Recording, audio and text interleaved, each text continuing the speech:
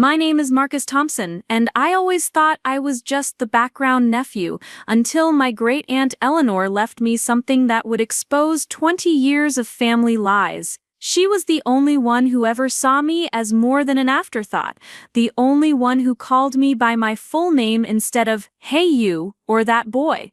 When she passed away last spring, they gathered around her dining table like vultures, dividing up her legacy while treating me like I was lucky to even be in the room.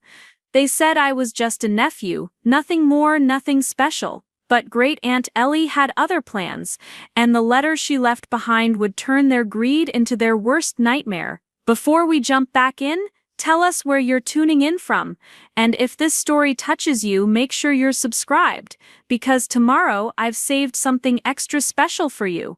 Great-Aunt Eleanor wasn't just family to me, she was my refuge. While my parents worked their way up corporate ladders and my brother Kevin collected baseball trophies, I spent my summers at Maple Creek Farm learning things that mattered. Eleanor taught me how to read the sky for weather, how to graft apple trees so they'd bear fruit for decades, how to listen to what people weren't saying. She was 78 with silver hair she wore in a practical bun and hands that could still outwork men half her age. Every morning at 5:30 she'd brew coffee strong enough to wake the dead and we'd walk the orchards together, her pointing out which trees needed attention, which sections of fence required mending, which parts of the land held the most promise. She never married, never had children of her own, but she had opinions about everything and everyone in our family. She'd watch my mother Sarah fuss over appearances and shake her head quietly. She'd see my Uncle Bob make promises he wouldn't keep and click her tongue, but with me, she was different,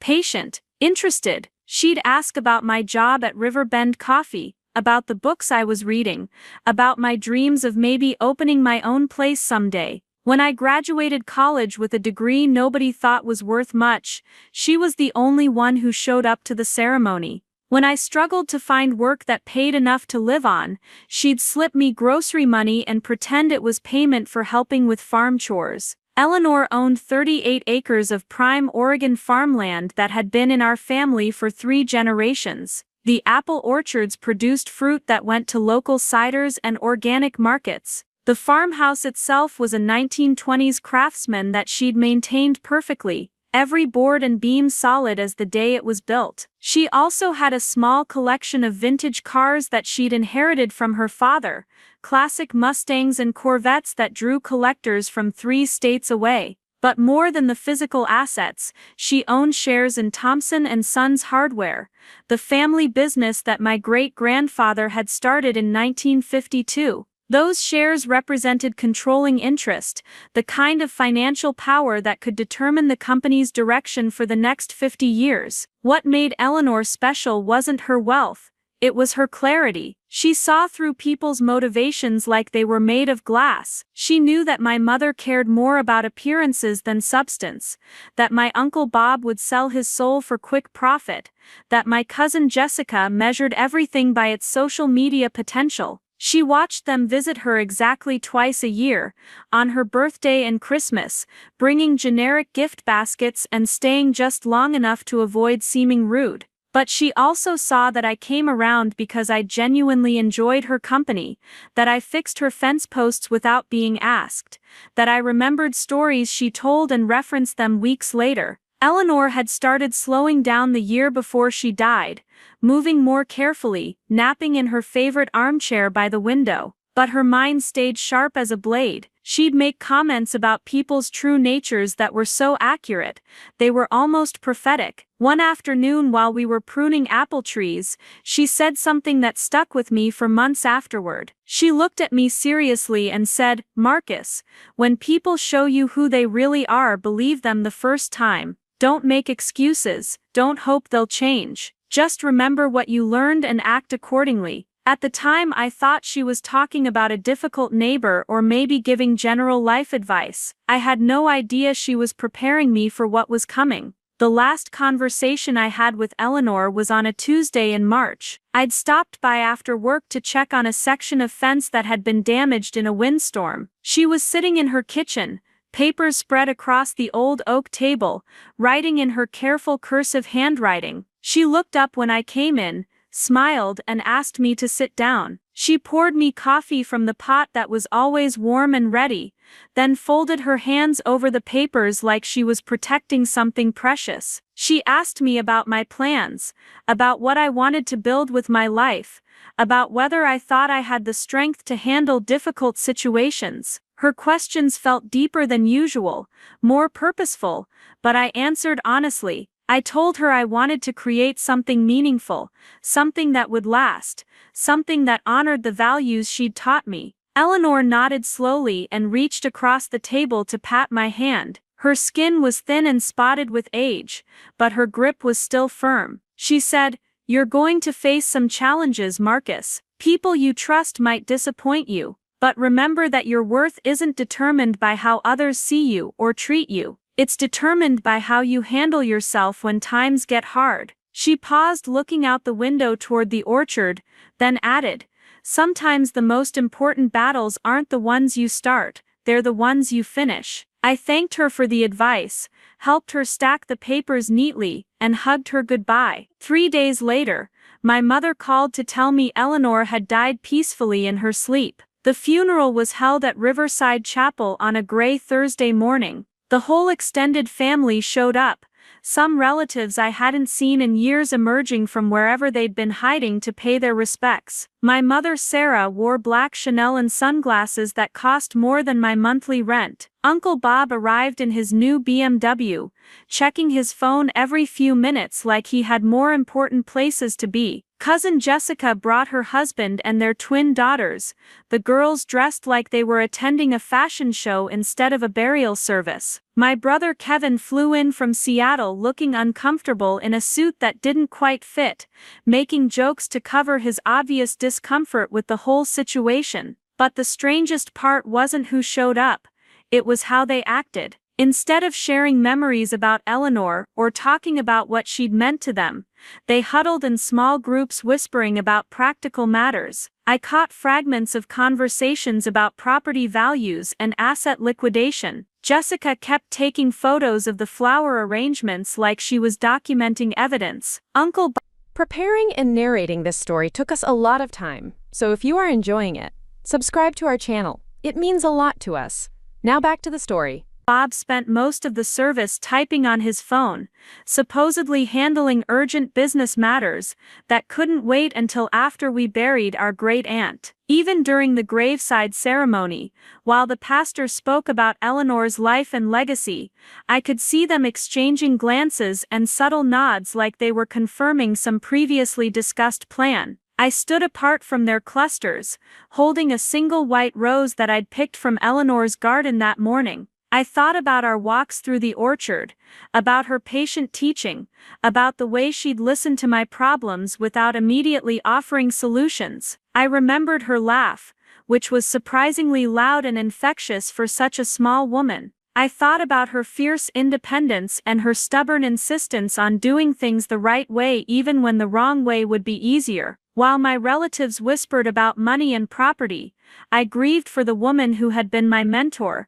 my friend, and the closest thing to a parental figure I'd ever really trusted. After the service, Uncle Bob announced there would be a reading of Eleanor's will the following Tuesday at the offices of Morrison and Associates downtown. He said it matter-of-factly, like he was scheduling a routine business meeting, rather than discussing the distribution of our beloved aunt's legacy. Jessica immediately pulled out her phone to check her calendar, muttering about having to reschedule a yoga class. My mother asked if she should bring anything special, and Bob assured her it would be straightforward and brief. When I asked if I should attend, there was a pause in their conversation. Bob looked at my mother, who looked at Jessica, who shrugged and said, "I guess he might as well come." Eleanor always had a soft spot for him. The casual dismissiveness in her voice told me everything I needed to know about their expectations. They weren't anticipating any surprises. They'd apparently already decided among themselves how Eleanor's assets would be distributed, and my role would be minimal at best. I was just the nephew, the background family member who showed up to funerals and holiday dinners, but didn't factor into serious financial decisions. They spoke about the will reading like it was a formality, something to be handled quickly and efficiently, so they could move on to more important matters. None of them seemed to consider that Eleanor might have had her own ideas about how her legacy should be preserved and distributed. That night, I drove out to Maple Creek Farm one last time before it would officially belong to someone else. I had a key that Eleanor had given me years ago for emergencies, and I wanted to walk through the house and orchard alone, to say goodbye properly, without my relatives calculating square footage and market values. The farmhouse felt empty but not abandoned, like it was waiting patiently for its next chapter to begin. I sat in Eleanor's favorite chair by the window, looking out at the apple trees we'd pruned together, trying to reconcile the peaceful scene with the mercenary behavior I'd witnessed at the funeral. Part 2. The Loss and False Promise. The weekend between Eleanor's funeral and the will reading felt like holding my breath underwater. I kept replaying moments from the service, trying to understand the undercurrents I'd sensed but couldn't quite identify. Saturday morning, my mother called with what she described as good news. She'd spoken with Uncle Bob and they'd decided the family should present a united front during the will reading. She used phrases like keeping things simple and avoiding unnecessary complications, which made my stomach tighten with unease. Sarah explained that Eleanor had been getting forgetful in her final months, that she'd probably made some impractical decisions that would need to be corrected through family cooperation. She suggested that the farm should obviously go to Bob, since he had business experience, that the hardware store shares should be consolidated under family management, and that Eleanor's car collection would be best sold quickly to avoid storage costs. She spoke about these arrangements like they were foregone conclusions, like Eleanor's actual wishes were just suggestions that could be modified by more practical minds. When I asked how she knew what Eleanor had written in her will, my mother paused before explaining that Bob had spoken with Eleanor's attorney several times over the past year about estate planning matters. She said it was just responsible family management, making sure Eleanor understood the tax implications of her decisions, and the practical challenges of maintaining agricultural property. The way she described it made it sound protective and caring, but something in her tone felt rehearsed, like she'd practiced this explanation. My brother Kevin called Sunday evening from Seattle, ostensibly to check on how I was handling Eleanor's death, but really to share his own assumptions about the inheritance. He'd already looked up property values for farms in Newburgh, and calculated what Eleanor's assets might be worth on the current market. He talked about the need to diversify investments and avoid emotional decision-making when it came to family property. Kevin had always been practical to the point of coldness, but his clinical approach to Eleanor's legacy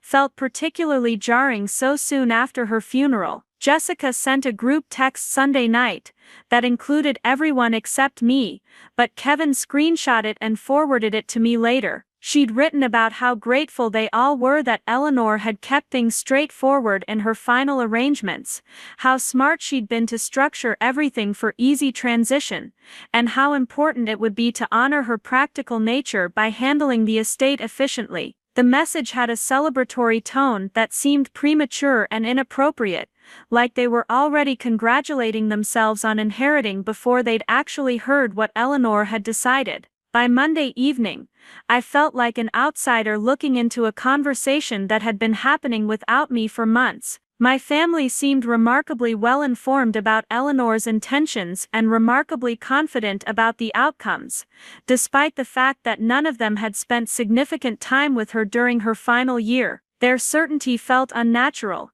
especially considering that Eleanor had always been unpredictable and independent-minded. She'd never been the type of person to make decisions based on other people's expectations or conventional wisdom. I spent Monday night at my apartment in the Hawthorne district, unable to concentrate on anything productive. I kept thinking about Eleanor's final words to me, about facing challenges and finishing battles I didn't start. At the time I'd assumed she was offering general life advice, but now her comments seemed more specific, more pointed. She'd asked me directly whether I thought I had the strength to handle difficult situations, like she was preparing me for something particular rather than speaking hypothetically. The morning of the will reading, I dressed carefully in my only good suit, a navy blue outfit I'd bought for job interviews 2 years earlier. I caught the bus downtown to Morrison and Associates, a law firm occupying the 15th floor of a glass office building in the financial district. The waiting area had expensive furniture and original artwork, the kind of place that charged premium rates for premium service. My family was already assembled when I arrived, clustered together on leather chairs like they were attending a board meeting rather than a personal family gathering. Uncle Bob wore a charcoal suit that probably cost more than I made in a month, checking his Rolex every few minutes and scrolling through emails on his phone. Jessica had dressed like she was attending a cocktail party, complete with designer heels and jewelry that caught the light every time she moved. My mother sat perfectly poised in a black dress that managed to look both morning appropriate and business professional. Kevin looked uncomfortable but determined, like he was bracing himself for an unpleasant but necessary task. The attorney who greeted us was not the elderly gentleman I'd expected based on Eleanor's stories about her longtime legal advisor. Instead, we were met by a young woman named Amanda Chen, who introduced herself as the associate handling Eleanor's estate. She looked nervous, consulting her notes frequently, and avoiding prolonged eye contact with anyone in the room. When I asked about Mr. Morrison, who Eleanor had mentioned as her lawyer for over 20 years, Amanda explained that he'd retired suddenly due to health issues, and the firm was managing his existing cases during the transition. Amanda led us into a conference room with floor-to-ceiling windows overlooking the Willamette River. She arranged Eleanor's will and related documents on the polished wooden table, then began reading in a voice that grew steadier as she progressed through the legal language. The will she read was dated 6 months before Eleanor's death, and appeared to have been witnessed by 2 people I didn't recognize. It divided Eleanor's assets among her living relatives in what Amanda described as a practical and equitable manner. According to this document, the farm would go to Uncle Bob as the family member with the most business experience and agricultural knowledge.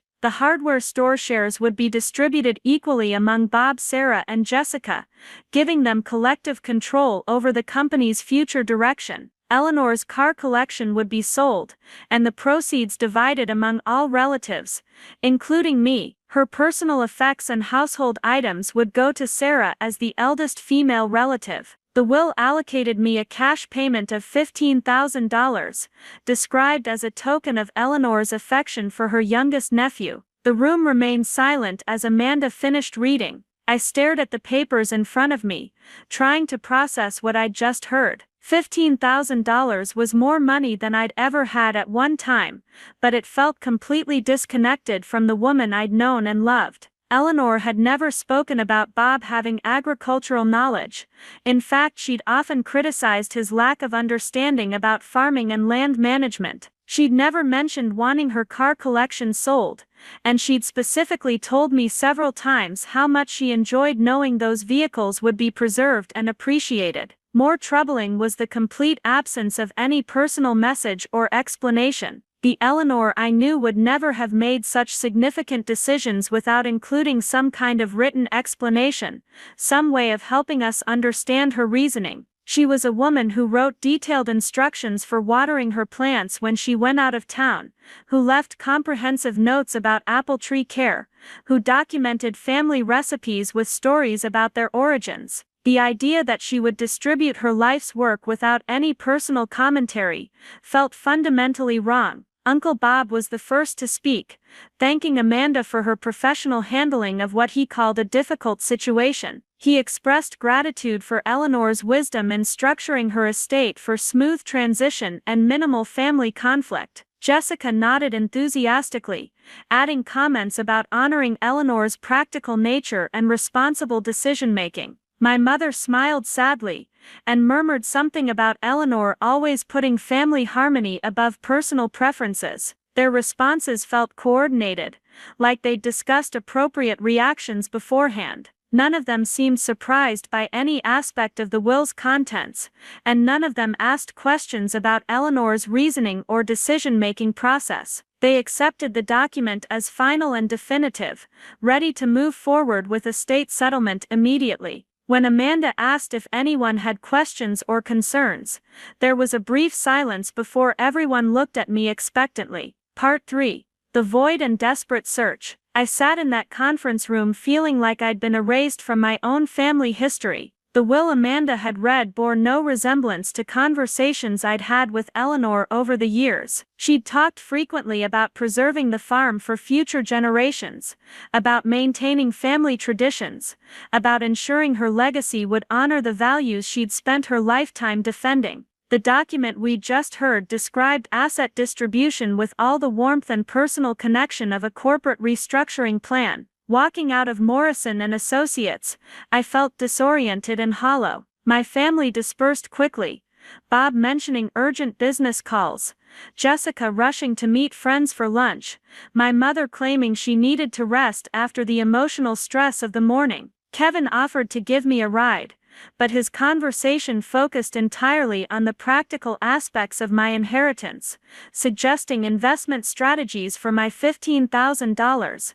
and advising me to be grateful for Eleanor's generosity. His well-meaning advice felt like salt in an open wound. That evening, I sat in my small apartment, trying to reconcile what I'd heard with what I'd known. Eleanor had been sharp and decisive until the very end, showing no signs of the confusion or forgetfulness my mother had mentioned. During our final conversation, she'd been writing carefully and purposefully, protecting papers like they contained something precious. The woman who had asked me about my strength and preparation for challenges didn't seem like someone who would leave me a modest cash payment and move on to other concerns. I started making phone calls, beginning with attempts to reach Mr. Morrison, Eleanor's longtime attorney. The receptionist at his former office told me he'd left no forwarding information and had requested privacy during his retirement. When I asked about accessing Eleanor's files or getting copies of previous estate planning documents,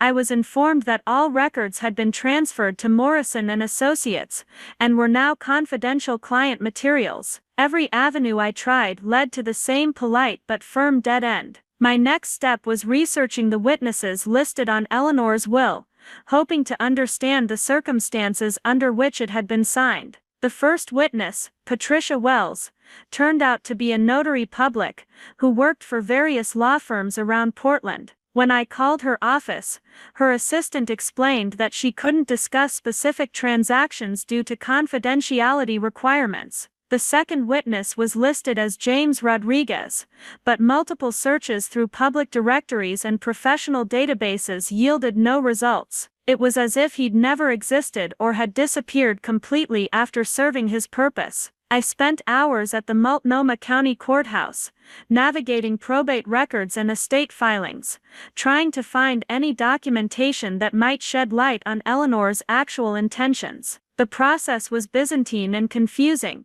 with clerks directing me from office to office in search of records that seemed to exist in theory but were unavailable in practice. When I finally located Eleanor's probate file, it contained only the will I'd already heard, and basic asset inventories. There were no earlier drafts, no notes from attorney consultations, no evidence of the careful consideration Eleanor typically brought to important decisions. The more I searched, the more convinced I became that something was fundamentally wrong. Eleanor had been methodical about everything in her life, from farm management to financial planning to family relationships. She kept detailed records of apple harvests, maintained comprehensive files on property maintenance, and documented every significant decision with careful notes and explanations. The idea that she would make the most important decisions of her life without leaving any trail of her reasoning process was completely out of character.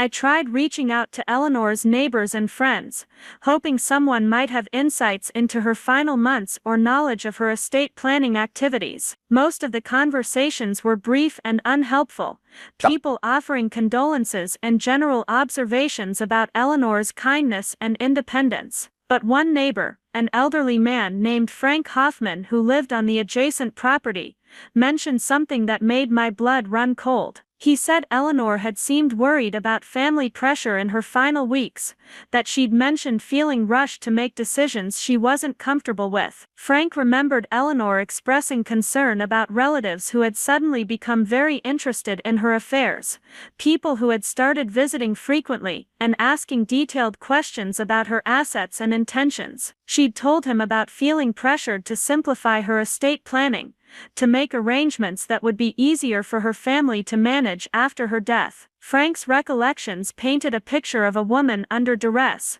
someone being manipulated into decisions that conflicted with her natural instincts and long-term plans. Armed with this information, I attempted to reopen conversations with my family members, hoping to understand their increased involvement in Eleanor's final months. When I asked my mother about her visits to the farm during Eleanor's last year, she became defensive and vague, claiming she'd simply been concerned about Eleanor's health and well-being. Uncle Bob refused to discuss his interactions with Eleanor at all, saying it would be inappropriate to revisit private conversations with someone who had died. Jessica changed the subject entirely, suggesting I focus on positive memories, rather than dwelling on details that couldn't be changed. Their evasiveness only strengthened my conviction that the will reading had been a carefully orchestrated performance. The coordination of their responses, their lack of surprise at the will's contents, their immediate readiness to move forward with estate settlement,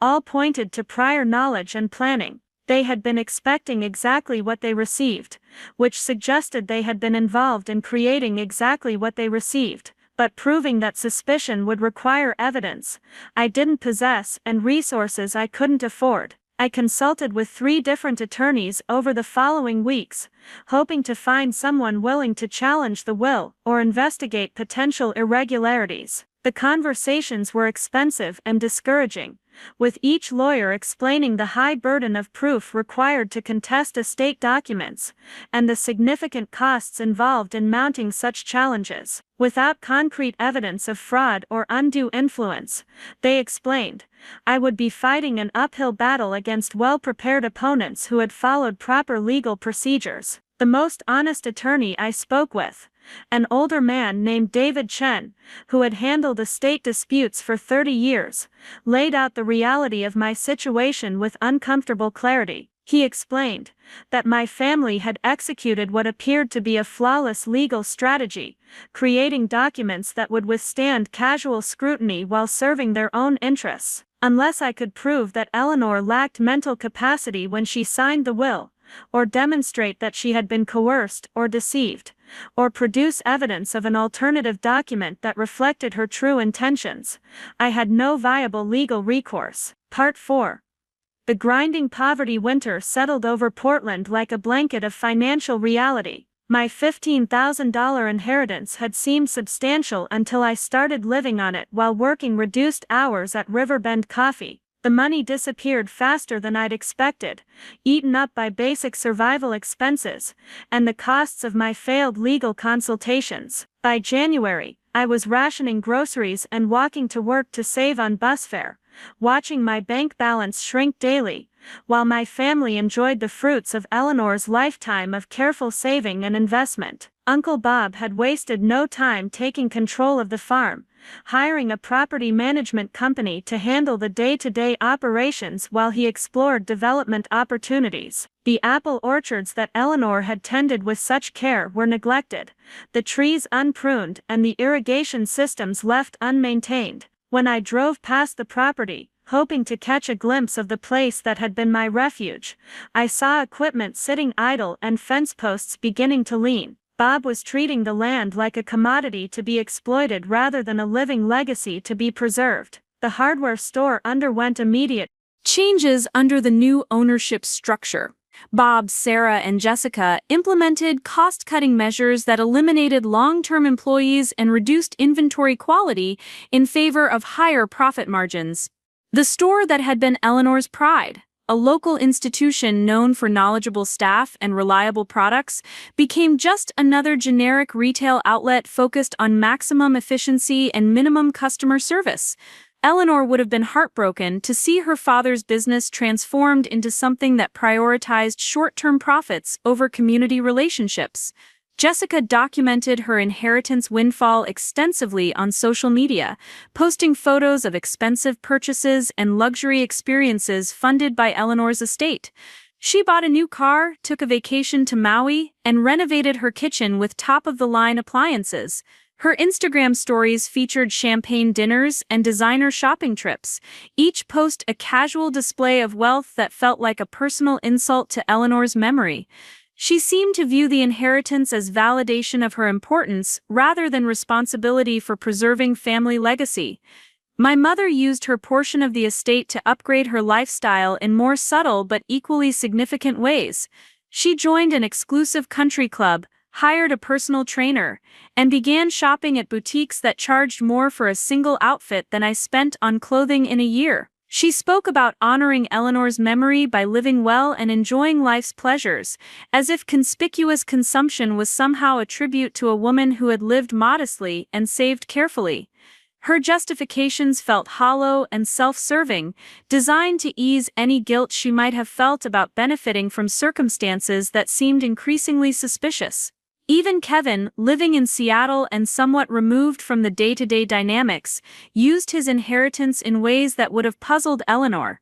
He invested in cryptocurrency and high-risk technology stocks, pursuing get-rich-quick schemes that contradicted everything Eleanor had taught about patient, conservative financial management. When I mentioned his investment choices during one of our rare phone conversations, he laughed and said Eleanor would have wanted him to be aggressive and forward-thinking with his money. His interpretation of her values was so distorted it was almost unrecognizable. Meanwhile, I was struggling to afford basic necessities while working longer hours for the same inadequate pay. Riverbend Coffee was a good place to work, owned by a decent man who treated his employees fairly, but it was never intended to provide career-level income. I was skilled at my job, capable of managing complex orders and building relationships with regular customers, but the work offered no advancement opportunities and barely covered my living expenses. Eleanor's small inheritance had given me a brief respite from financial pressure, but it wasn't enough to create real change or security. The contrast between my situation and my family's newfound prosperity was stark and painful. They were living off Eleanor's lifetime of work and sacrifice while I, the person who had genuinely cared for her and spent meaningful time with her, struggled to pay rent on a studio apartment above a restaurant. The injustice was so obvious it felt like a cosmic joke, except the punchline was my empty refrigerator and overdue bills. Every day brought new reminders of what I'd lost and what they'd gained through what increasingly seemed like theft. I found myself avoiding family gatherings and social situations where I might encounter my relatives. Seeing them flaunt their unearned wealth while I scraped together grocery money was emotionally unbearable. When Jessica invited me to her birthday party, hosted at an expensive restaurant and featuring a guest list of people I didn't know, I declined with a polite excuse. The truth was that I couldn't afford the expected gift, couldn't dress appropriately for the venue, and couldn't stomach watching her celebrate with money that should have been used to preserve Eleanor's legacy. The isolation was almost as difficult as the financial pressure. I had lost not only my inheritance but also my connection to the family members who had received it. They seemed uncomfortable around me, perhaps sensing my resentment or feeling guilty about their windfall. Conversations became stilted and superficial, focused on safe topics that avoided mention of Eleanor or estate matters. I felt like a reminder of their questionable behavior, an awkward presence that threatened the narrative they'd constructed about deserving their inheritance. By spring, I was working extra shifts at the coffee shop and taking freelance web design projects in the evenings, trying to build enough financial stability to move forward with my life. The work was exhausting but necessary, and it provided distraction from the anger and grief that threatened to overwhelm me when I had too much time to think. I channeled my frustration into productivity, learning new skills and building a modest portfolio that might eventually lead to better employment opportunities. But despite my efforts to move forward, I couldn't shake the conviction that Eleanor's true intentions had been deliberately obscured. Every time I walked past Morrison and Associates, every time I saw Bob's BMW or Jessica's new designer handbag, every time my mother mentioned her country club activities, I felt the sharp edge of injustice cutting deeper. I knew that $15,000 wasn't Eleanor's idea of adequate recognition for our relationship, just as I knew that dividing her legacy among people who had barely known her wasn't consistent with her values and priorities. The most painful aspect of the whole situation was the way it had corrupted my memories of Eleanor herself.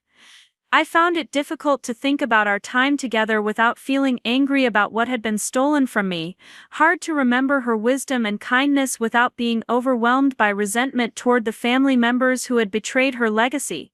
They had not only taken my inheritance, they had poisoned my ability to grieve properly and remember Eleanor without bitterness.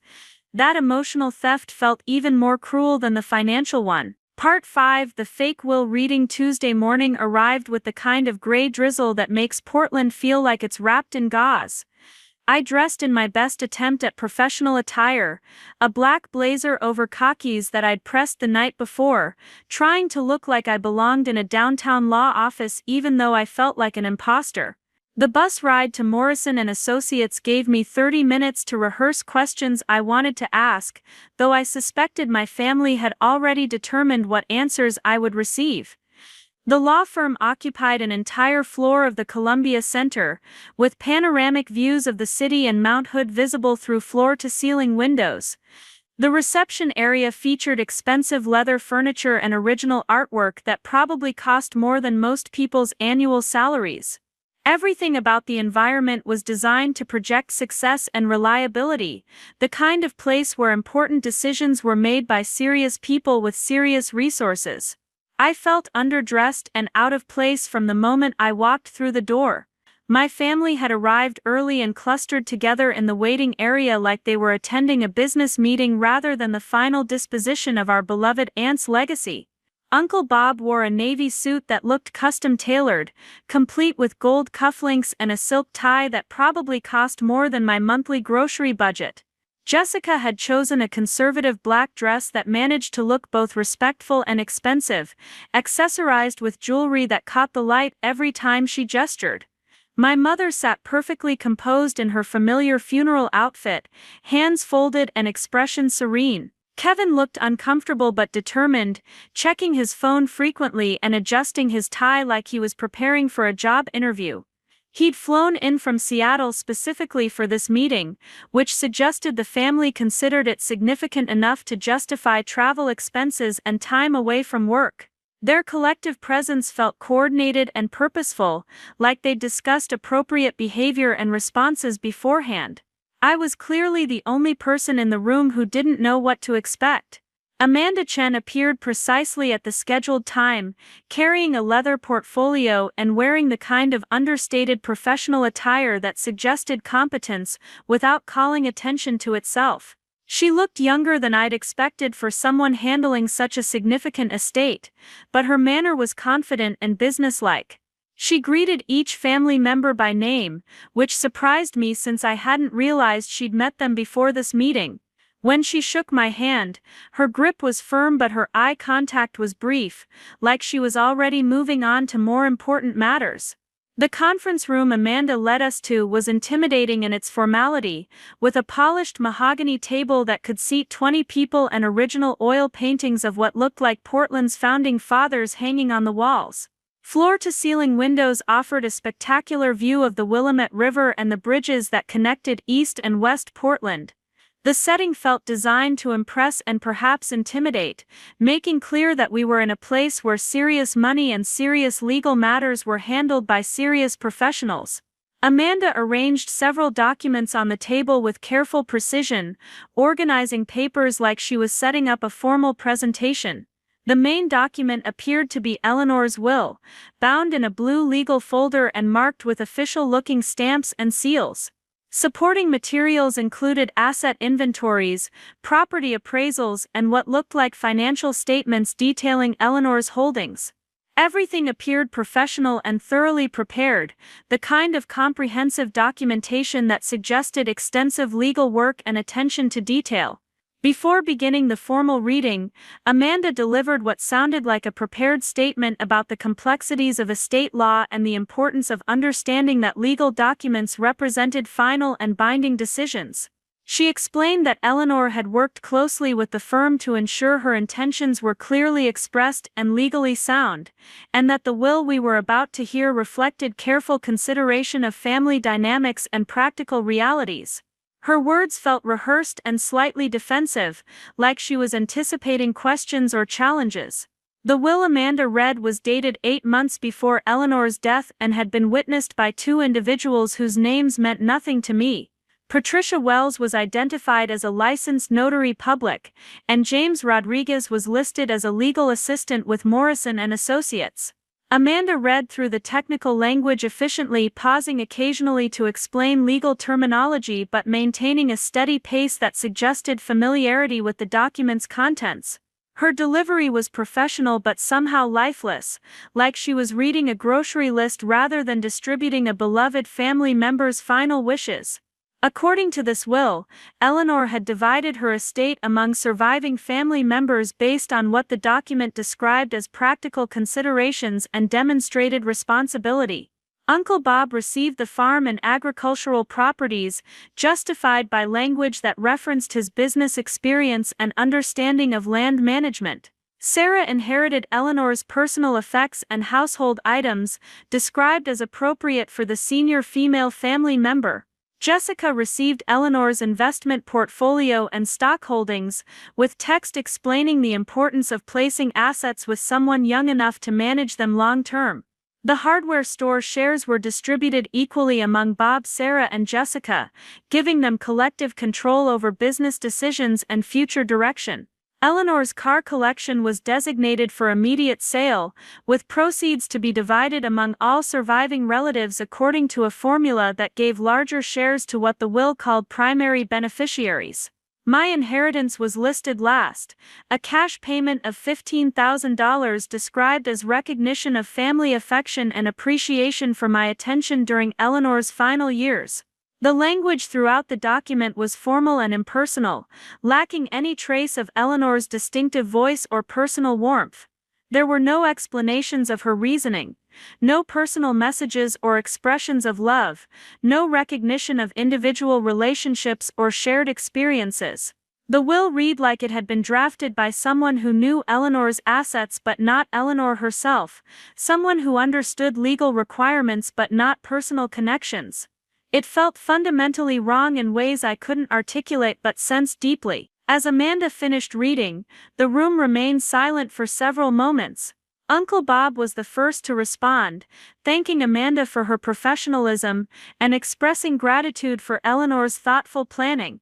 He spoke about the responsibility of preserving family assets and honoring Eleanor's practical wisdom in structuring her estate for efficient management. Jessica nodded enthusiastically, adding comments about the importance of respecting Eleanor's final decisions and moving forward in a spirit of family unity. My mother's response was more emotional, dabbing at her eyes with a tissue while speaking about Eleanor's generosity and consideration for everyone's needs. She mentioned how difficult it must have been for Eleanor to make such complex decisions, and how grateful they all were for her careful planning and legal preparation. Kevin expressed appreciation for Eleanor's fairness in providing something for everyone while ensuring the major assets would be managed responsibly by family members with appropriate experience. Their responses felt choreographed and artificial, like they were performing gratitude for an audience rather than expressing genuine emotions. None of them seemed surprised by any aspect of the will's contents,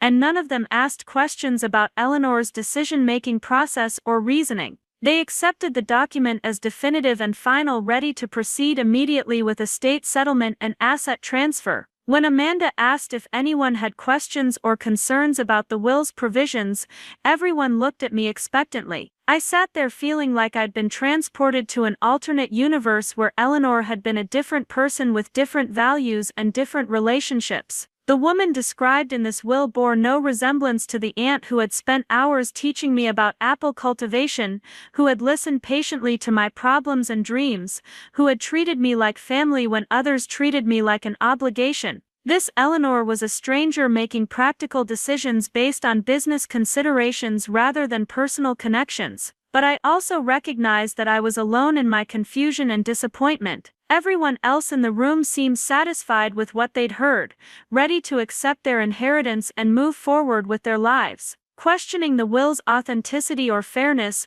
would mean challenging not just a legal document but the entire family's version of reality. I was outnumbered, out-resourced, and apparently the only person who remembered Eleanor differently than the woman described in her supposed final wishes. Part 6. The cold dismissal. I stared at Amanda Chen's professional smile, while my world tilted off its axis. The words she just read felt like fiction, a story about people who shared my family's names but possessed none of their actual history with Eleanor. When she asked for questions, I found my voice despite the tightness in my throat. I asked about earlier versions of the will, whether Eleanor had made any previous estate plans that might explain her reasoning for these particular decisions. Amanda consulted her notes before responding that Eleanor had indeed worked with the firm on multiple drafts over several months, refining her intentions until she arrived at the final version we just heard. She explained that estate planning was typically an iterative process, with clients adjusting their wishes as they considered various factors and received professional guidance. According to Amanda's records, Eleanor had been very specific about wanting to distribute her assets in ways that would minimize family conflict and ensure responsible management of her legacy. Uncle Bob interjected smoothly,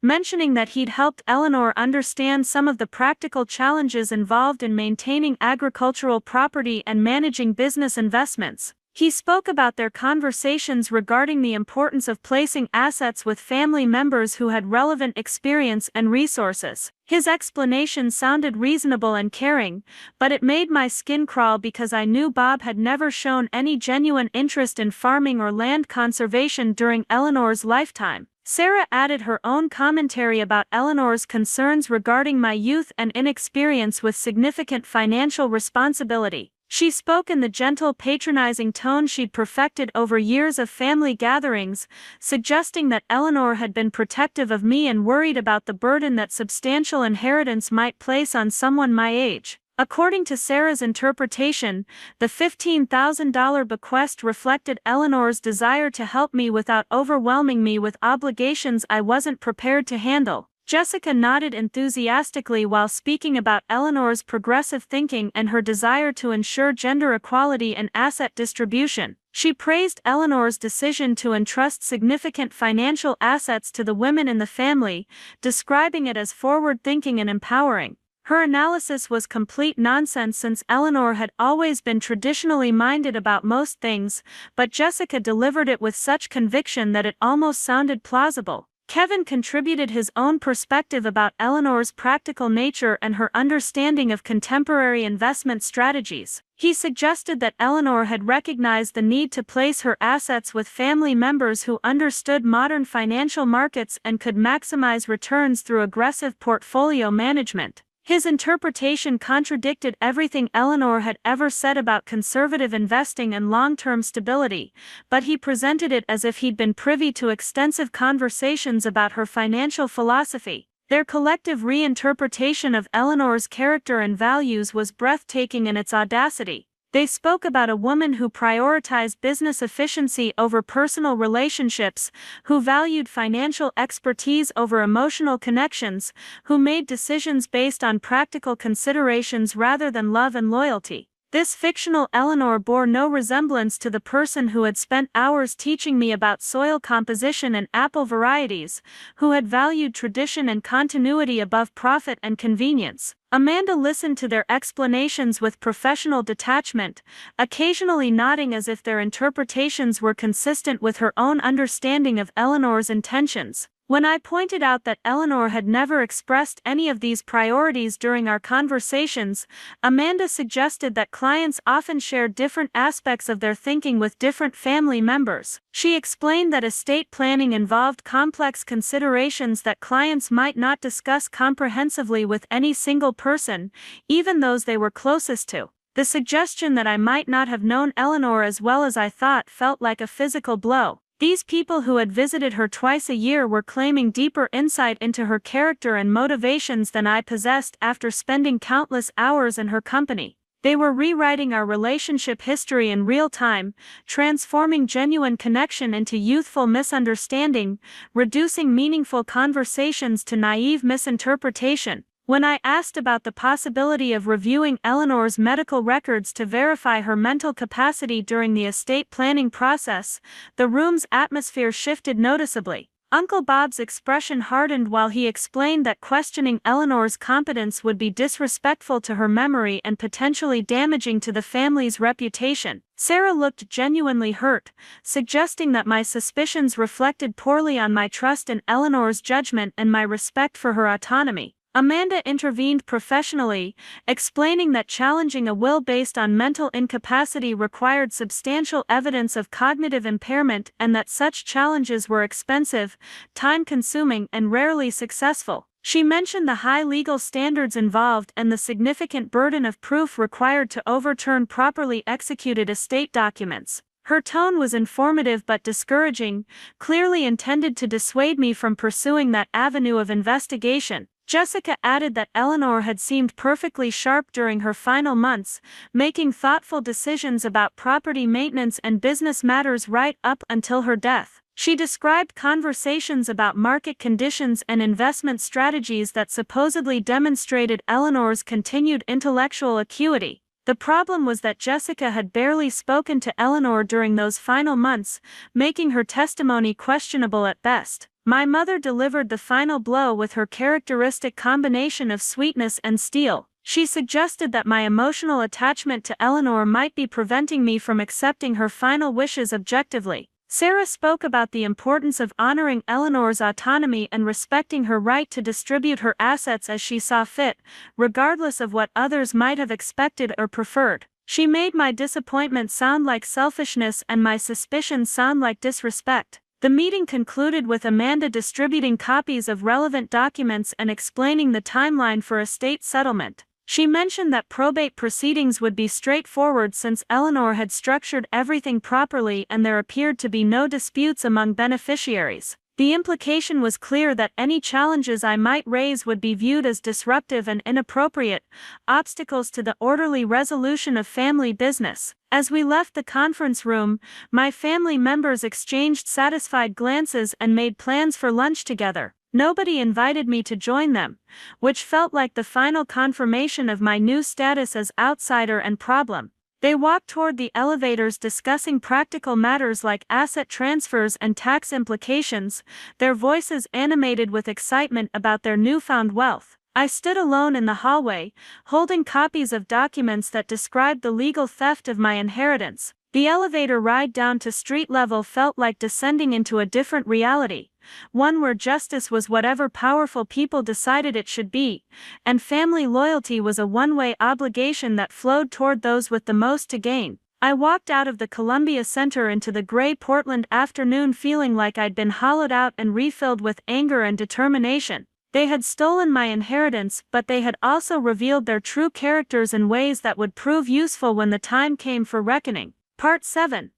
The haunting doubts. That night I sat in my cramped apartment above the Vietnamese restaurant, surrounded by the sounds of late dinner conversations and clinking dishes, trying to make sense of what I'd experienced. The Eleanor described in that will was a stranger, someone who valued business acumen over personal connection, who prioritized efficiency over sentiment, who would abandon the person closest to her in favor of relatives who had treated her like an obligation. Nothing about it aligned with the woman I'd known and loved. I pulled out a shoebox I'd kept under my bed, filled with cards and letters Eleanor had sent me over the years. Her handwriting was distinctive, angular but elegant, with particular quirks in the way she formed certain letters. I read through birthday cards where she'd written personal messages about my growth and potential, thank you notes for help with farm work that went far beyond polite appreciation, Christmas cards with detailed updates about orchard conditions and apple harvests that she knew would interest me. The voice in these personal communications was warm, thoughtful, and deeply connected to the land and family history. Eleanor wrote about preserving traditions,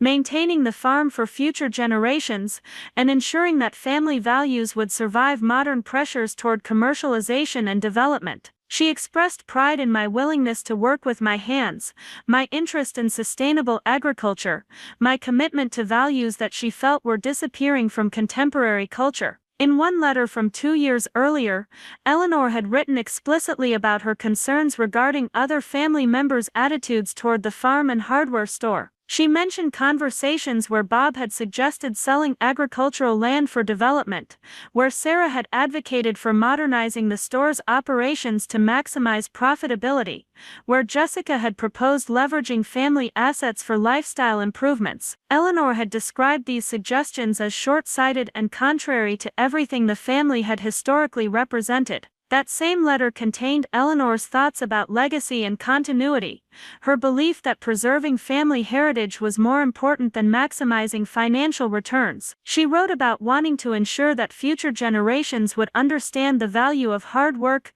self-reliance, and connection to the land. These weren't the priorities of someone who would distribute assets based on business experience and financial sophistication. They were the values of someone who cared about character and commitment. I spent hours comparing Eleanor's authentic voice in these personal communications with the sterile language of the will Amanda had read. The contrast was stark and undeniable. Eleanor's real writing was full of personality, humor, and genuine affection, while the will was cold, formal, and devoid of any personal touch. Even accounting for the difference between legal documents and personal correspondence, the disconnect was too dramatic to explain through normal variation in writing style or tone. More troubling was the timeline discrepancy I discovered when I organized Eleanor's letters chronologically. The most recent communication I had from her was dated just 6 weeks before her death, and it contained detailed plans for spring orchard maintenance that assumed my continued involvement in farm operations. She wrote about apple varieties she wanted to plant, irrigation improvements that would require my assistance, and long-term soil management strategies that extended years into the future.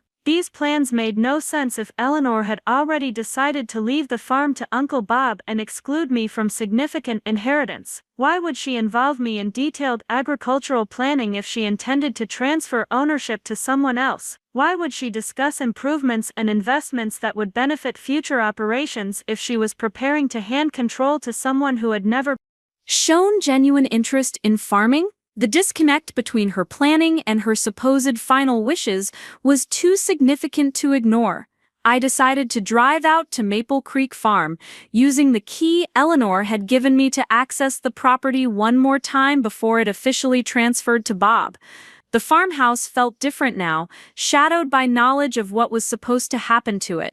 I walked through rooms where Eleanor and I had shared countless conversations, looking for anything that might explain the dramatic change in her intentions during her final months. In Eleanor's study, I found file cabinets full of farm records, business documents, and personal papers that Bob would presumably inherit along with the property. I wasn't looking to steal anything, just hoping to understand Eleanor's mindset during her final period of estate planning. What I discovered was a collection of materials that painted a completely different picture from the one presented in her supposed final will. Eleanor's farm management records extended right up until 2 weeks before her death, with detailed notes about spring planting schedules, equipment maintenance requirements, and long-term sustainability projects. She had been planning actively for future seasons, ordering seeds and supplies, scheduling contractor visits for infrastructure improvements. These weren't the actions of someone preparing to transfer ownership to a relative with no agricultural experience or genuine interest in farming. Her financial records told a similar story of long-term planning and careful stewardship. Eleanor had been diversifying her investment portfolio gradually, moving money into environmentally responsible funds and sustainable agriculture projects. She had been researching conservation easements that would protect the farm from future development, exploring legal mechanisms that would preserve the land's agricultural character permanently. These financial decisions reflected values that were completely absent from the will Amanda had read. Most significantly, I found a folder labeled Estate Planning Research that contained information about family trusts, agricultural preservation programs, and legal strategies for ensuring long-term land conservation. Eleanor had been investigating complex legal structures that would protect the farm while providing financial security for family members who shared her values and commitment to preservation. These materials suggested sophisticated planning that went far beyond the simple asset distribution described in her supposed final will. Hidden behind other files, I discovered a business card for a different attorney, someone named Margaret Hoffman, who specialized in agricultural estate planning and land conservation. The card was paperclipped to a handwritten note in Eleanor's distinctive writing that said discuss family trust options, conservation easements, succession planning for committed family members. The note was dated 3 months before Eleanor's death, well after the supposed will that had been read at Morrison and Associates. I called Margaret Hoffman's office the next morning, hoping to learn about any consultation Eleanor might have had regarding alternative estate planning strategies. The receptionist confirmed that Eleanor had been a client, but explained that attorney-client privilege prevented discussion of specific consultations or documents. When I identified myself as Eleanor's nephew and explained that I was trying to understand her estate planning decisions, I was told that any information would need to be released through proper legal channels or estate administration procedures. The existence of this other attorney raised fundamental questions about the legitimacy of the will we'd heard. If Eleanor had been working with Margaret Hoffman on sophisticated estate planning strategies focused on land conservation and family succession, why had her final will been prepared by someone else using completely different principles? Why had Amanda Chen made no mention of Eleanor's extensive research into agricultural preservation programs and family trust structures? I began researching Morrison and Associates more thoroughly, looking for information about their expertise and reputation in estate planning matters. What I discovered was concerning and enlightening. The firm was relatively new, established only 3 years earlier, and specialized primarily in business law and commercial transactions. Estate planning appeared to be a secondary area of practice, and they had no particular expertise in agricultural law or land conservation strategies. More troubling was what I learned about Amanda Chen's background and qualifications. Despite her professional demeanor and apparent familiarity with Eleanor's case, Amanda had been licensed to practice law for less than 2 years and had no significant experience with complex estate planning matters.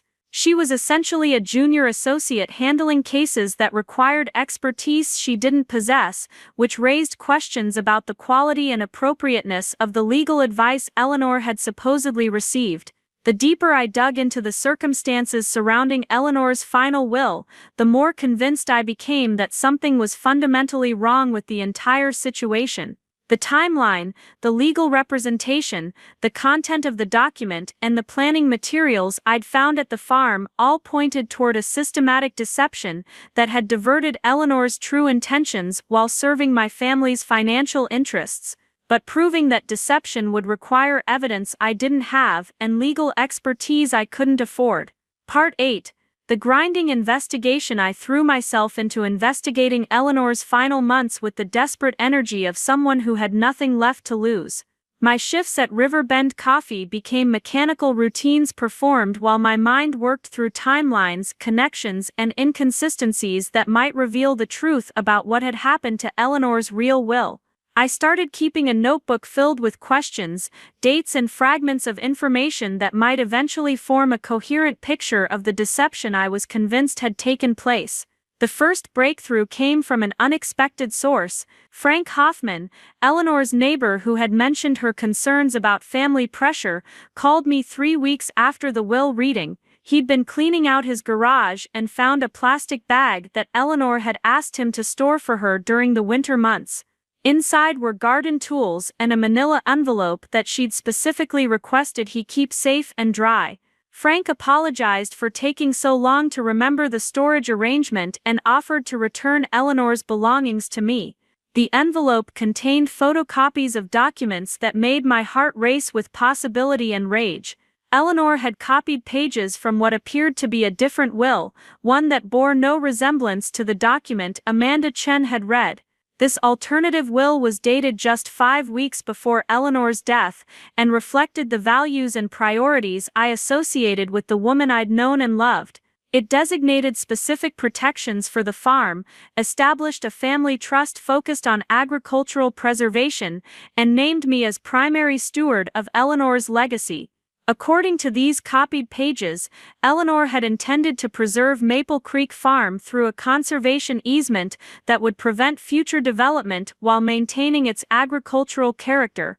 The will established a trust structure that would generate income for family members while ensuring that someone committed to farming and land stewardship would make operational decisions. My role was defined not just as inheritor, but as guardian of family values and traditions that Eleanor had spent her lifetime defending. The document also revealed Eleanor's true assessment of other family members' priorities and capabilities. She acknowledged their financial needs while limiting their control over assets they might exploit for short-term gain. Bob was designated to receive cash payments and non-agricultural investments, recognizing his business skills while preventing him from treating the farm as a development opportunity. Sarah and Jessica were provided for through trust distributions that would support their lifestyles without giving them power to compromise the family's agricultural heritage. Most importantly, this alternative will included personal messages that reflected Eleanor's authentic voice and genuine relationships. She wrote about my commitment to learning traditional farming methods, my respect for the land, and my understanding of the long-term thinking required for sustainable agriculture. She expressed confidence in my ability to preserve family values while adapting to contemporary challenges, and she acknowledged the mentorship role she'd played in preparing me for these responsibilities. The copies Frank had stored were incomplete, missing signature pages and legal certifications that would be required to validate the document, but they provided crucial evidence that Eleanor had been developing estate plans completely different from the will that had been read at Morrison and Associates. Armed with this information, I contacted Margaret Hoffman, the agricultural estate planning attorney whose business card I'd found in Eleanor's files. Margaret agreed to meet with me after I explained that I had documentary evidence suggesting irregularities in Eleanor's estate settlement. Her office was located in a converted farmhouse in Hillsborough, surrounded by organic gardens and solar panels that reflected her commitment to sustainable agriculture and environmental responsibility. Unlike the intimidating corporate atmosphere of Morrison and Associates, Margaret's practice felt welcoming and aligned with values Eleanor would have appreciated. Margaret examined the photocopied will pages with professional interest and growing concern. She confirmed that Eleanor had been her client and had worked extensively on sophisticated estate planning strategies designed to preserve agricultural land while providing family security.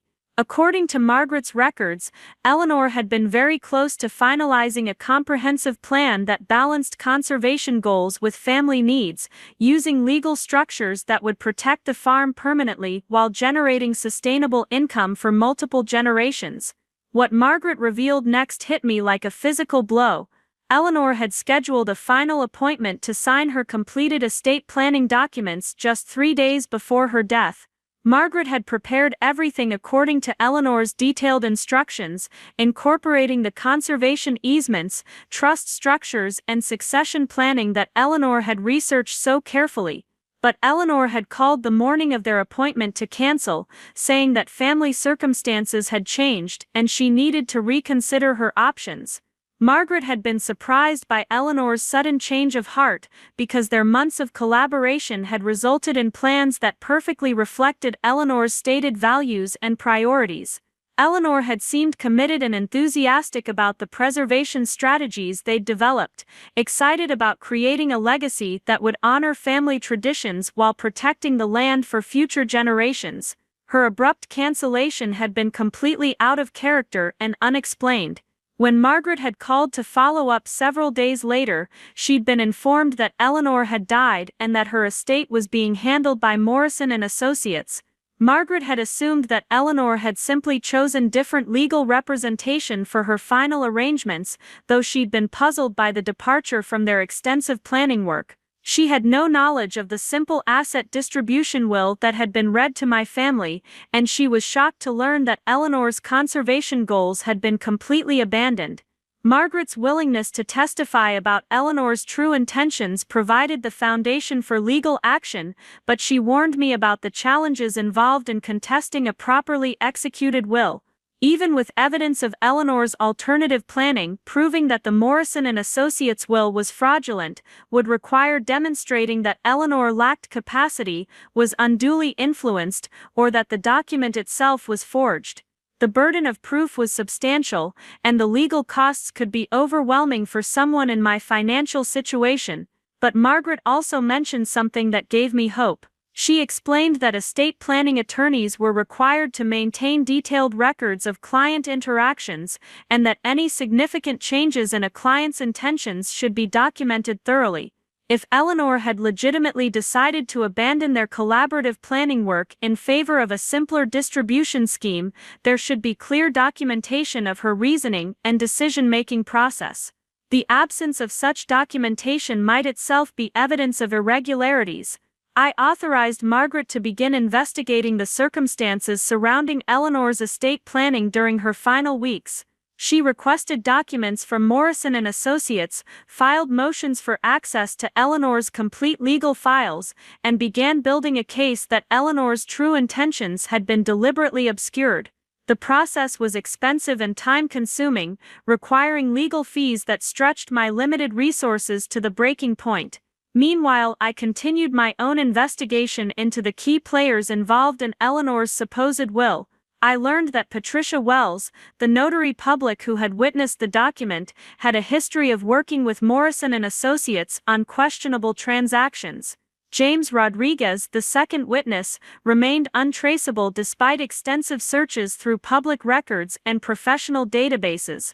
The more I investigated these individuals, the more convinced I became that Eleanor's will signing had been a carefully orchestrated performance designed to create legal cover for theft. Uncle Bob's behavior during this period only strengthened my suspicions. Instead of moving forward with farm operations or implementing the improvements Eleanor had planned, he immediately listed the property with a commercial real estate agent who specialized in land development. His actions revealed priorities that contradicted everything Eleanor had valued, and his haste suggested knowledge that challenges to his inheritance might be forthcoming. Jessica's social media activities provided additional evidence of the family's coordinated deception. She posted photos from what she described as a celebration of Eleanor's legacy, featuring expensive dinners and luxury purchases funded by inheritance money. Her captions referenced Eleanor's wisdom in streamlining her estate planning and avoiding unnecessary complications that might have delayed asset distribution. The language echoed phrases I'd heard during our family's discussions, suggesting that their story about Eleanor's intentions had been rehearsed and coordinated. The investigation was consuming my life and depleting my resources, but I couldn't abandon the pursuit of truth about Eleanor's real wishes. Every document I uncovered, every inconsistency I identified, every witness I interviewed added to a growing body of evidence that Eleanor had been manipulated and betrayed during her most vulnerable final weeks. The people who should have protected her had instead exploited her trust to steal the legacy she'd worked her entire life to build and preserve. Part 9, The Truth Bearer, arrives 4 months after that devastating will reading. I was grinding coffee beans during the morning rush at Riverbend when I noticed a man in a well-tailored gray suit sitting at one of our corner tables. He wasn't reading a newspaper or checking his phone like most of our business customers. Instead, he was watching me work with the kind of focused attention that made my skin prickle with unease. When our eyes met, he raised his coffee cup in a subtle salute and continued observing my routine with professional interest. The man remained at his table for nearly 2 hours, nursing a single cup of our house blend, while I served other customers and tried to ignore the weight of his scrutiny. He looked to be in his 50s, with silver hair and the kind of quiet confidence that suggested someone accustomed to being taken seriously. His suit was expensive but understated, his shoes were polished leather that had never seen farm work, and his overall appearance suggested legal or financial expertise. When the morning rush finally subsided, the man approached the counter and introduced himself with a firm handshake and direct eye contact that immediately commanded attention. His name was William Hayes, and he identified himself as a court-appointed estate investigator working on behalf of the Oregon State Bar Association. He explained that his office had received concerns about irregularities in Eleanor Thompson's estate settlement, and that he was conducting a preliminary investigation into the circumstances surrounding her final will. William's credentials were impressive and slightly intimidating. He'd spent 15 years as a prosecutor specializing in financial crimes before transitioning to private practice focused on estate fraud and elder abuse cases. His current role with the state bar involved investigating complaints about attorney misconduct and questionable legal practices, particularly in cases involving vulnerable clients and suspicious circumstances. He spoke with the measured authority of someone who had seen every variation of human greed and deception. What William told me next transformed my understanding of the situation and my prospects for seeking justice. Eleanor's case was not unique, he explained. His office had been tracking a pattern of suspicious estate settlements involving elderly clients, questionable legal representation, and sudden changes in estate planning that benefited family members who had previously shown little interest in the deceased person's welfare. Eleanor's case had triggered multiple red flags that warranted investigation. The investigation had been initiated by Margaret Hoffman, who had filed a formal complaint with the state bar after learning about the dramatic departure from Eleanor's stated intentions and carefully developed estate planning goals. Margaret's complaint had detailed Eleanor's extensive work on conservation planning, her commitment to agricultural preservation, and the suspicious circumstances surrounding her sudden abandonment of those plans just days before her death. The Bar Association took such complaints seriously, particularly when they involved potential fraud against elderly clients. William had already conducted preliminary interviews with several key figures in Eleanor's estate settlement, and what he'd discovered was deeply troubling. Amanda Chen's inexperience with complex estate planning had been compounded by inadequate supervision from senior attorneys at Morrison and Associates. The firm had apparently accepted Eleanor as a client, despite lacking expertise in agricultural law and conservation planning, areas that were central to her stated goals and objectives. More concerning was what William had learned about the timeline of Eleanor's relationship with Morrison and Associates. According to the firm's records, Eleanor had first contacted them just 6 weeks before her death, claiming that her previous attorney had become unavailable and that she needed immediate assistance with estate planning matters. She had supposedly demanded expedited service and simplified planning approaches that contradicted the sophisticated strategies she'd been developing with Margaret Hoffman.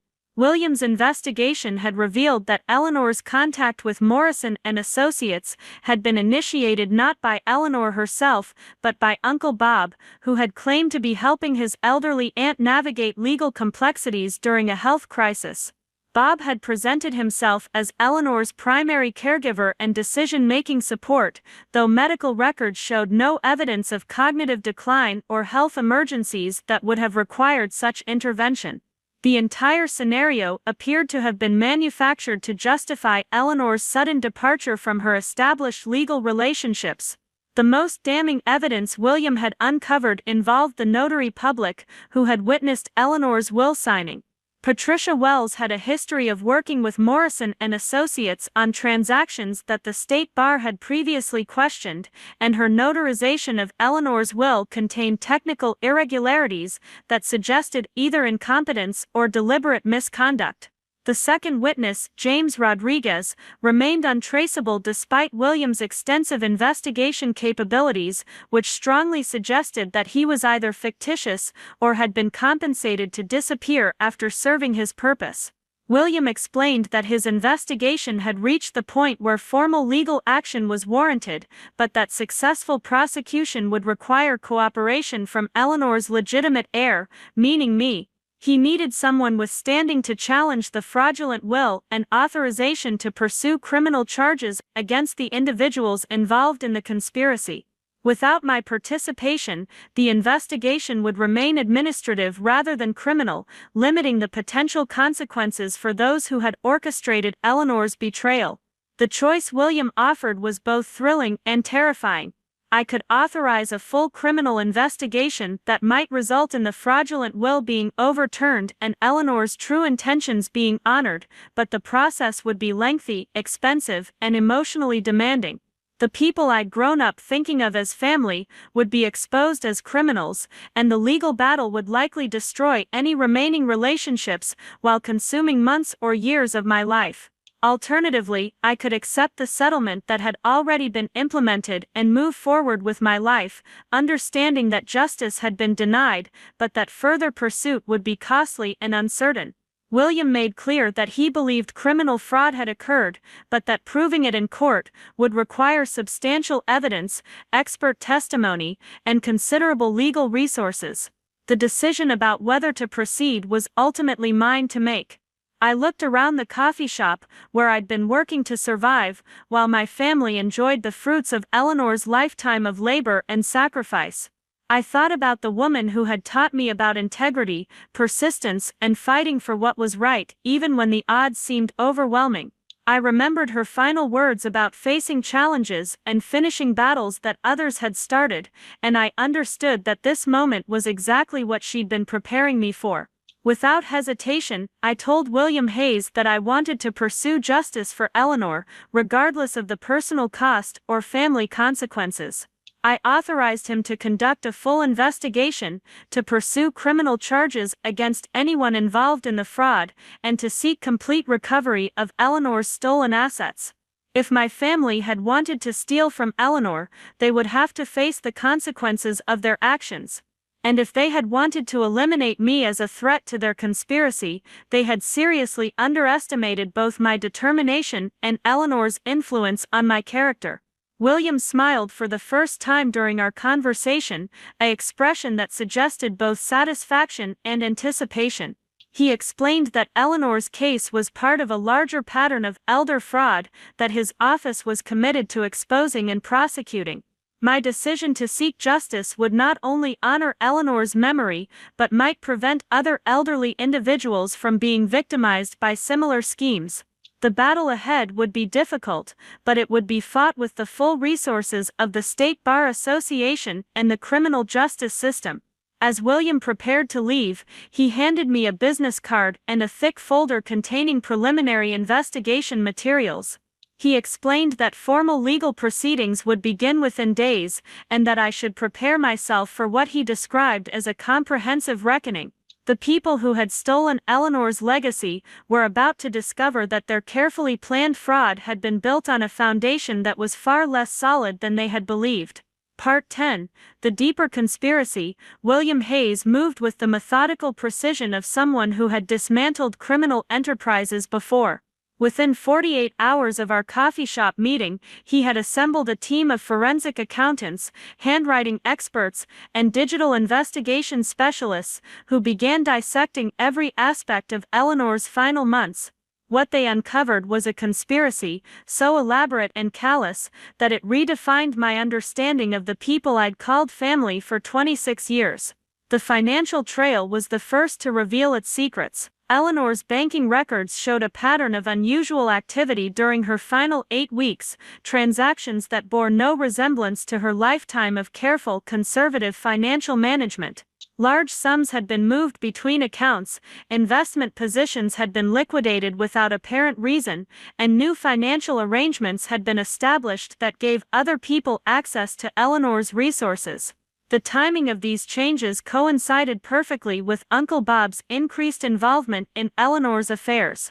What made these financial maneuvers particularly sinister was their systematic nature. Someone with detailed knowledge of Eleanor's assets and investment strategies had been methodically repositioning her wealth to facilitate the asset distribution described in the fraudulent will. Properties had been appraised by assessors with connections to Bob's business network, investment accounts had been consolidated at institutions where Jessica's husband worked, and legal structures had been simplified in ways that would expedite estate settlement while avoiding scrutiny. The handwriting analysis of Eleanor's supposed signature on the Morrison and Associates will provide even more damning evidence. Expert examination revealed that while the signature was skillfully forged, it contained subtle inconsistencies that indicated deliberate copying rather than natural handwriting. The pressure patterns, pen strokes, and letter formations suggested someone working from exemplars rather than signing naturally.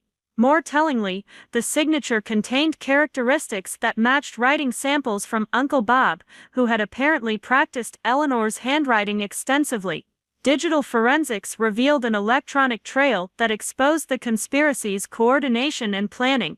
Bob's computer contained deleted files showing research into estate fraud techniques, forged document creation, and strategies for manipulating elderly relatives.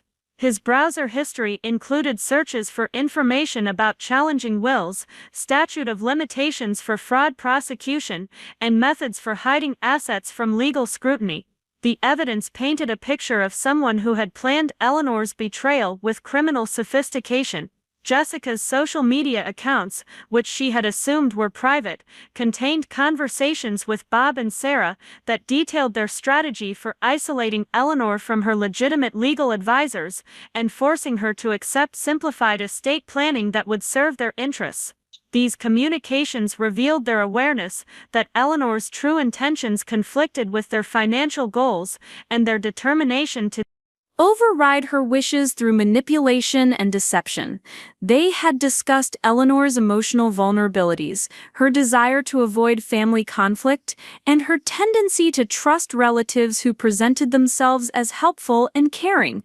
The conspiracy extended beyond my immediate family to include several professional accomplices who had facilitated the fraud in exchange for financial compensation. Patricia Wells, the notary public, had been paid $5,000 to witness a will signing that had never actually occurred. James Rodriguez, the fictitious second witness, was actually Bob's business associate using a false identity for legal documents. Amanda Chen had been recruited to Morrison and Associates specifically to handle questionable estate matters that more experienced attorneys would have refused to touch.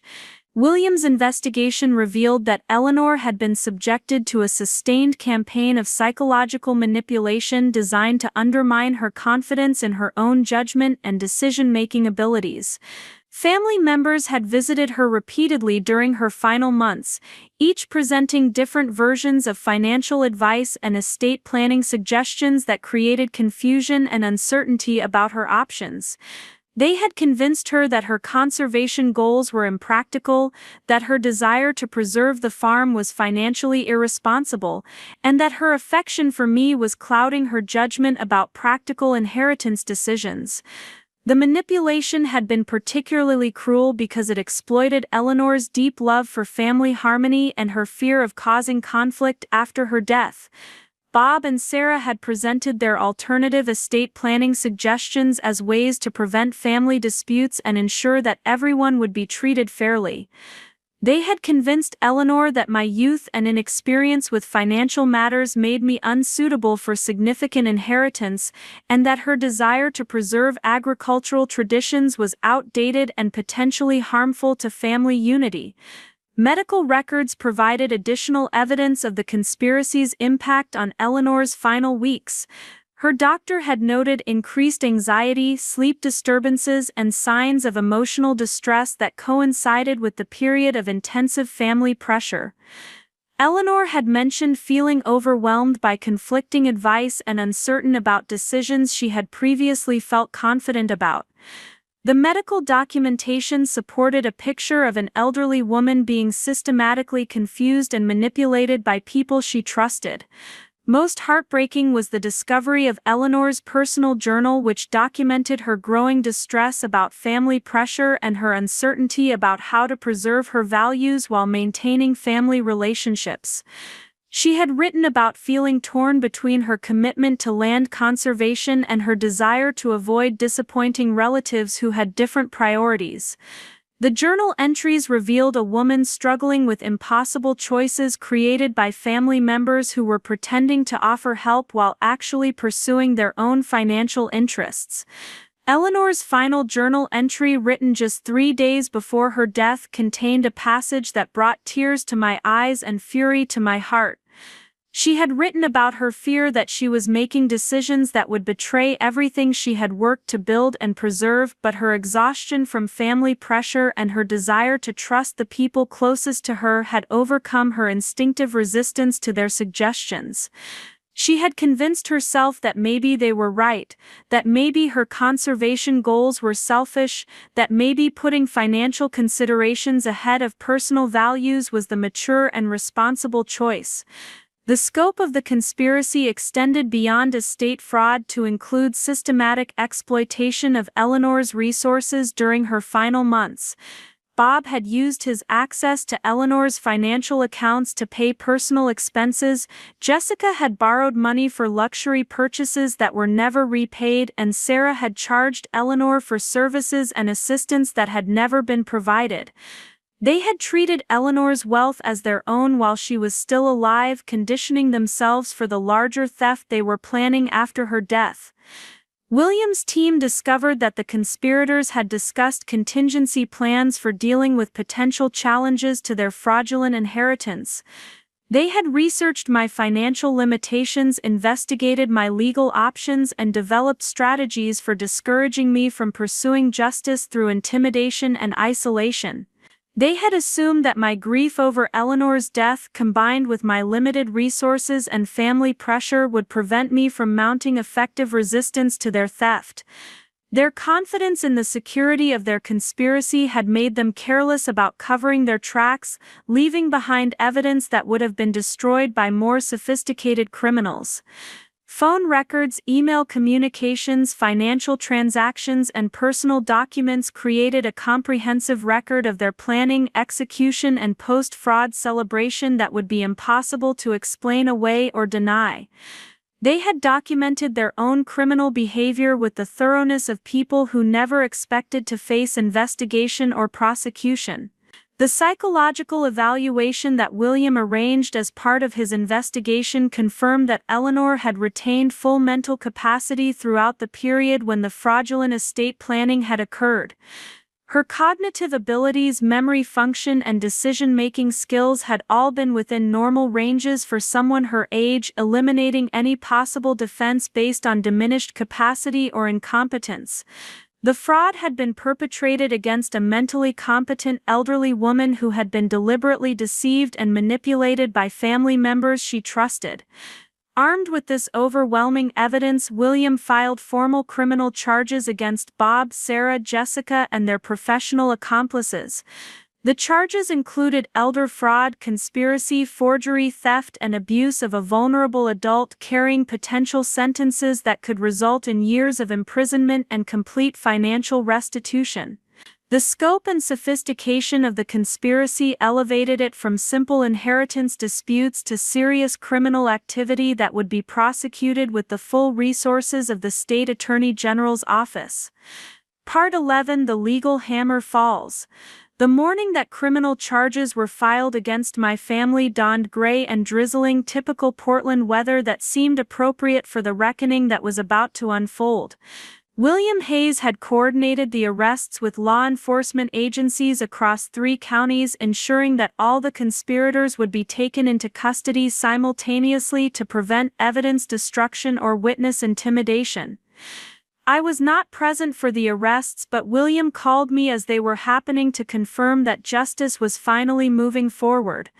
Uncle Bob was arrested at his downtown office while meeting with potential investors about developing Eleanor's farm property. The irony was not lost on me that he was planning to profit from stolen land while being handcuffed for the theft that had made those plans possible.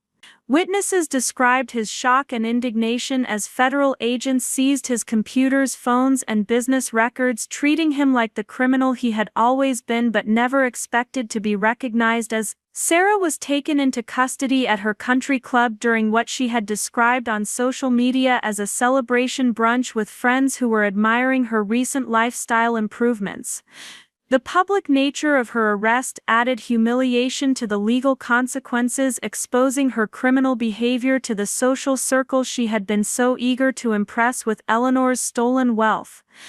Her friends learned simultaneously that her recent prosperity was built on elder fraud and that their admiration had been supporting criminal activity.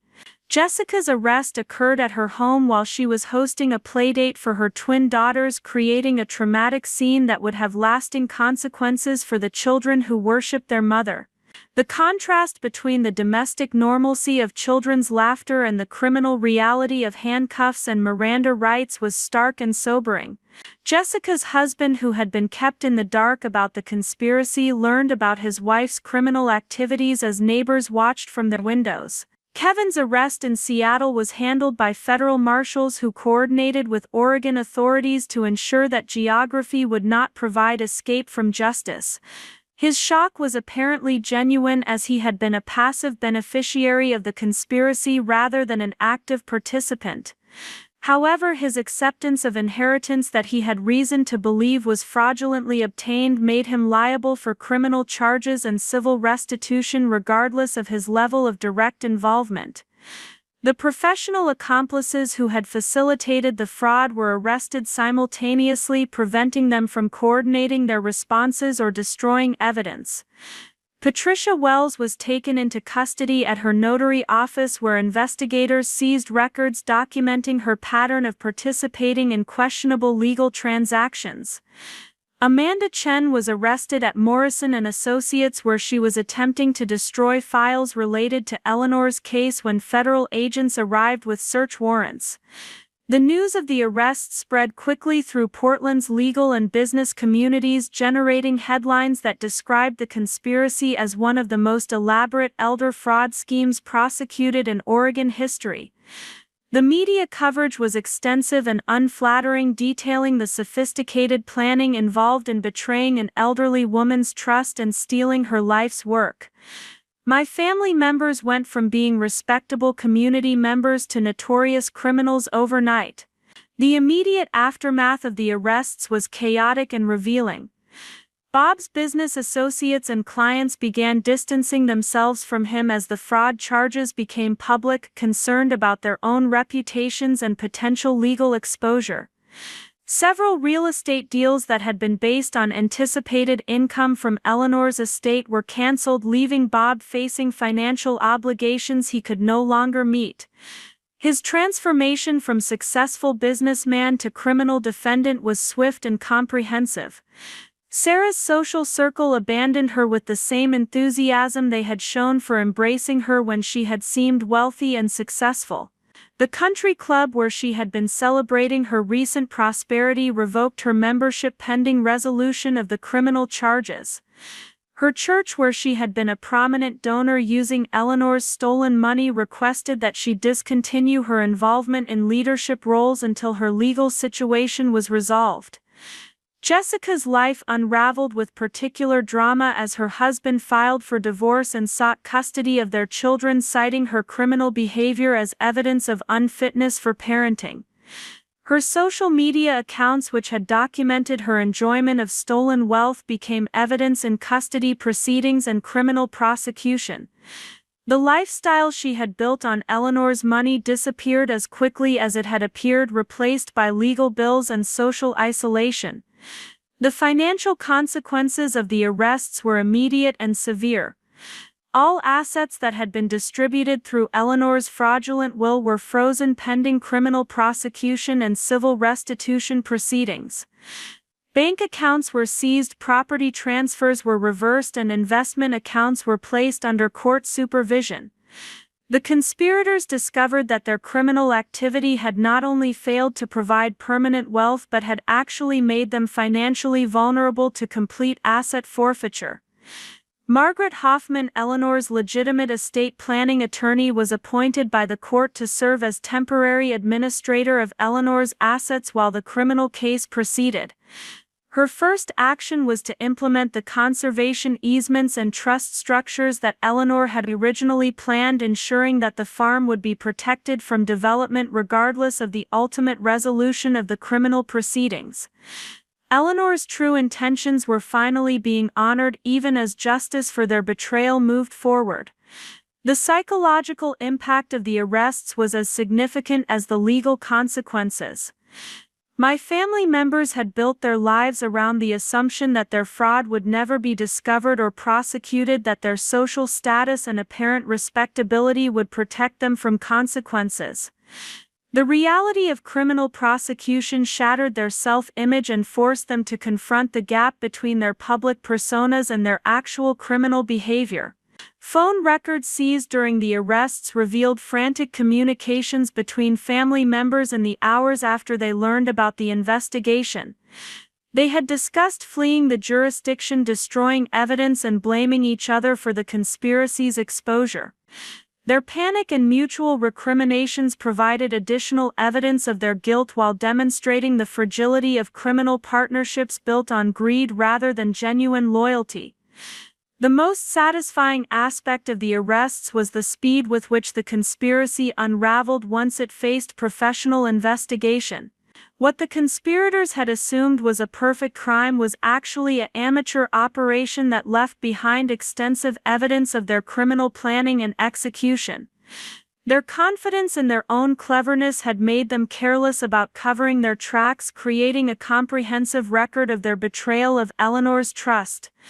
William Hayes briefed me regularly on the progress of the criminal case, explaining that the evidence was so overwhelming that plea bargaining would likely be the defendant's only realistic option for avoiding maximum sentences. The conspiracy charges alone carried potential sentences of 15 to 20 years, while the elder fraud and theft charges could add additional decades to their prison terms. The prosecutors were confident that justice would be served comprehensively and publicly. The media attention surrounding the case brought unexpected support from other families who had experienced similar fraud schemes targeting elderly relatives. I received calls and letters from people who had been victimized by comparable conspiracies but had lacked the evidence or resources to pursue justice. Eleanor's case was becoming a symbol of resistance to elder abuse and a demonstration that criminals could be held accountable regardless of their family relationships or social standing. Part 12: The Smoking Gun Evidence. While the criminal charges were proceeding through the court system, William Hayes's investigation team made a discovery that transformed our case from strong to absolutely devastating. Hidden in Uncle Bob's home office behind a false panel that investigators almost missed, they found Eleanor's real will along with documents that revealed the full scope and timeline of the conspiracy against her. This evidence was so damning that it would eliminate any possibility of plea bargaining and ensure that maximum sentences would be imposed on all participants. Eleanor's authentic will was everything I had hoped it would be and everything the conspirators had feared it was. Dated just 2 weeks before her death, it reflected all the careful planning she had done with Margaret Hoffman regarding conservation easements, family trusts, and agricultural preservation. The document was properly witnessed, legally executed, and filled with Eleanor's distinctive voice expressing her values and intentions. Most importantly, it explicitly revoked any previous wills and included specific language designed to prevent the kind of fraud that had ultimately been attempted. The real will designated me as primary beneficiary and conservation steward of Maple Creek Farm, with legal obligations to maintain its agricultural character and environmental integrity. Eleanor had structured the inheritance to provide financial security while ensuring that the land would never be developed or exploited for short-term profit. She had created trust funds for other family members that would support their needs without giving them control over assets they might misuse. But Eleanor had gone beyond simply distributing her assets according to her values. The real will included a detailed letter explaining her reasoning and documenting her awareness of family members' true priorities and character. She wrote about Bob's willingness to sacrifice family traditions for financial gain, Sarah's materialism and lack of genuine care for others, and Jessica's selfishness and irresponsibility. Eleanor had seen through their manipulations and planned accordingly. More devastating was Eleanor's documentation of the pressure campaign that had been mounted against her during her final months. She had kept detailed records of conversations where family members had tried to convince her to abandon her conservation goals, simplified her estate planning, and exclude me from significant inheritance. Eleanor had recognized their manipulation for what it was and had deliberately created evidence that would expose their intentions if anything happened to her authentic estate planning documents. The most shocking discovery was a series of audio recordings that Eleanor had made secretly during her final weeks, capturing conversations where family members revealed their true intentions and discussed strategies for overriding her wishes. These recordings provided indisputable evidence of the conspiracy's scope and the deliberate nature of their fraud. Eleanor had anticipated their betrayal and had prepared evidence that would ensure their prosecution if they followed through with their plans. In one particularly damning recording, Bob and Sarah could be heard discussing the need to prevent me from inheriting significant assets because I might interfere with their plans to develop the farm property. They talked about my attachment to Eleanor's conservation goals as an obstacle to maximizing the estate's financial value, and they strategized about ways to minimize my inheritance while maintaining appearances of family fairness. Their conversation revealed not only greed but active hostility toward Eleanor's values and my relationship with her. Another recording captured Jessica explaining to her husband how they could use Eleanor's money to fund lifestyle improvements while making it appear that Eleanor had chosen to support their financial needs. Jessica discussed Eleanor's emotional vulnerabilities and suggested ways to manipulate her guilt about family harmony to secure favorable treatment in estate planning. The recording revealed Jessica's sophisticated understanding of psychological manipulation and her willingness to exploit an elderly relative's trust. The most heartbreaking recording was Eleanor's private message to me, recorded just days before her death when she apparently sensed that her time was limited. She spoke about her love for me, her pride in the man I had become, and her confidence that I would preserve the values and traditions she had spent her lifetime building. Eleanor acknowledged that other family members might challenge her estate planning decisions, and she expressed her determination to ensure that truth would ultimately prevail over greed and deception. Eleanor's recorded message also revealed her awareness that the pressure campaign against her was intensifying and that she might be forced to make public concessions to maintain family peace while secretly preserving her true intentions through legal mechanisms that would survive her death. She had been playing a sophisticated game, appearing to yield to family pressure while actually creating evidence that would expose their manipulation and ensure that justice would be served. The audio recordings were supported by Eleanor's written journal entries, which provided context and timeline for the conversations that had been captured electronically. Her journal revealed the emotional toll that the family pressure campaign had taken on her, but also her determination to protect her legacy from people who would exploit it for purposes that contradicted everything she had worked to achieve. Eleanor had been fighting a war against her own family members, and she had been winning even as they thought they were succeeding.